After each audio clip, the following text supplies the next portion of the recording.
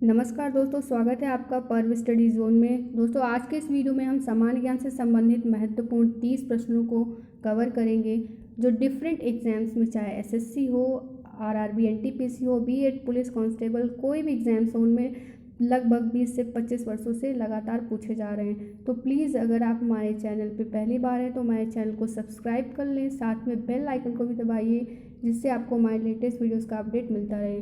चलिए शुरू करते हैं। हमारा पहला प्रश्न है, मस्तिष्क का कौन सा हिस्सा बुद्धि, स्मृति और भावनाओं का केंद्र होता है? ऑप्शन सी सही हो जाएगा, सेरिब्रम।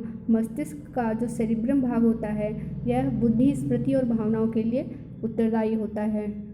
नेक्स्ट है, परमाणु बम, एटम बम का आविष्कार किसने किया? ऑप्शन ए सही हो जाएगा, जूलियस रॉबर्ट ओपेनहाइमर। इन्होंने परमाणु बम का आविष्कार किया। नेक्स्ट है, शरीर का कौन सा अंग रक्त के शुद्धिकरण से संबंधित होता है? ऑप्शन डी सही हो जाएगा, गुर्दे। देखिए, गुर्दों में रक्त का शुद्धिकरण होता है। होता क्या है, रक्त गुर्दों में जो रक्त से यूरिन को छानने का काम होता है, ठीक है। इस वजह से रक्त के शुद्धिकरण से संबंधित अंग कौन सा हो जाएगा?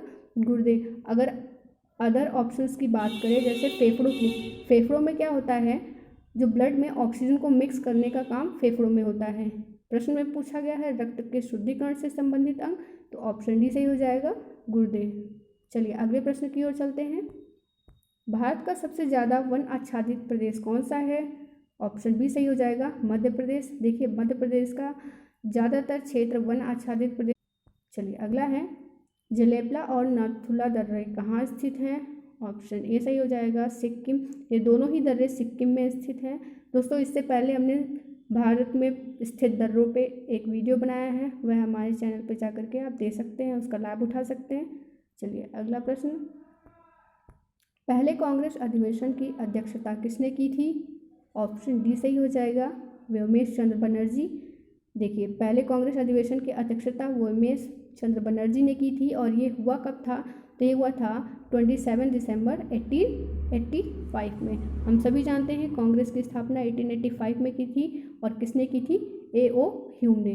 प्रश्न में पूछा गया है कांग्रेस के पहले अधिवेशन की अध्यक्षता, तो आंसर हो जाएगा व्योमेश चंद्र बनर्जी। चलिए अगला प्रश्न है, उबेर कप किस खेल से संबंधित है? ऑप्शन डी सही हो जाएगा, बैडमिंटन। ये जो उबेर कप है ये महिलाओं की बैडमिंटन प्रतियोगिता से संबंधित है। नेक्स्ट है, किस हार्मोन को लड़ो उड़ो हार्मोन कहा जाता है? ऑप्शन बी सही हो जाएगा, एड्रेनलिन। ये जो एड्रेनलिन हार्मोन है इसे ही फाइट एंड फ्लाइट हार्मोन कहा जाता है।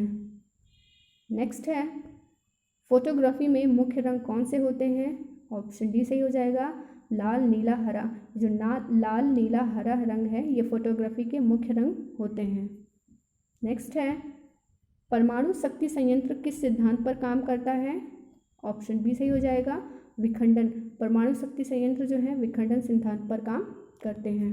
नेक्स्ट है, भारत में किस दिन को संविधान दिवस के रूप में मनाया जाता है?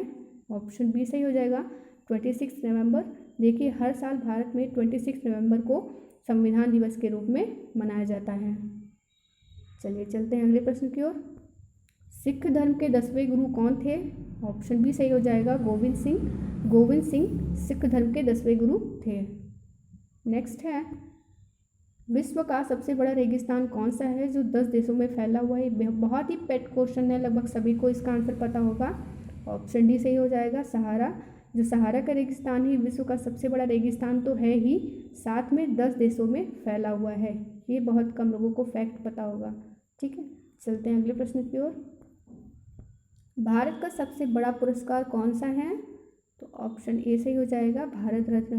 भारत रत्न जो है भारत का सबसे बड़ा पुरस्कार है और ये किस आर्टिकल के अंदर दिया जाता है, किस आर्टिकल के अंतर्गत दिया जाता है? तो आर्टिकल 18 के अंतर्गत। देखिए, भारत के प्रमुख आर्टिकल्स के ऊपर भी हमने वीडियो बनाया है, वह भी आप हमारे चैनल पर जा करके देख सकते हैं।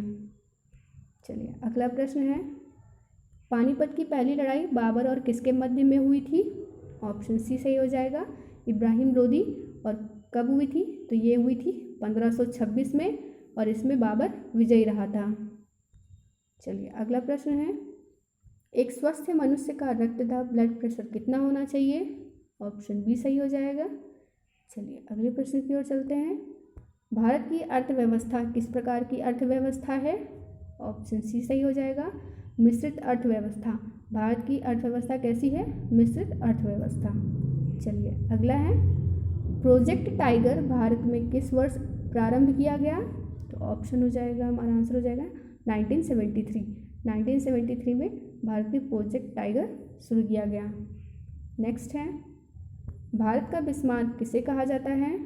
ऑप्शन डी सही हो जाएगा, सरदार वल्लभ भाई पटेल। देखिए सरदार वल्लभ भाई पटेल को भारत का बिस्मार्क तो कहा ही जाता है, साथ में इन्हें लौह पुरुष भी कहा जाता है। और यह क्वेश्चन यूपी बीएड 2016 के एंट्रेंस एग्जाम में पूछा गया था। तो हमने वही क्वेश्चंस रखे हैं, सेलेक्टेड क्वेश्चन रखे हैं जो डिफरेंट एग्जाम्स में पूछे जा चुके हैं।